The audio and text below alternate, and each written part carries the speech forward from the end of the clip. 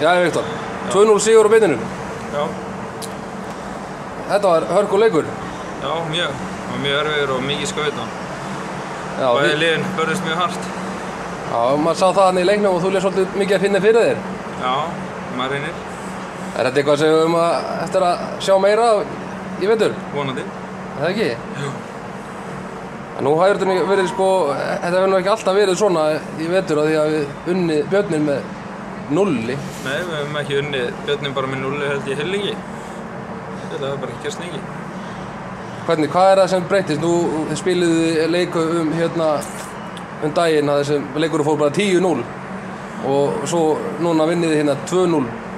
Það er bara breytingin. Strákarnir, við erum að tala allir miklu meira saman og allir að reyna að gera okkar besta og línurnar að smetla mjög vel saman og allir að vinna hart.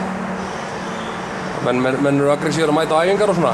Já, það mæta allir á æfingar og við getum æft línur og æfum stíft.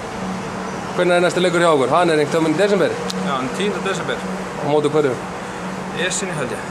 Og ekki að taka á þeim? Það er áætlun.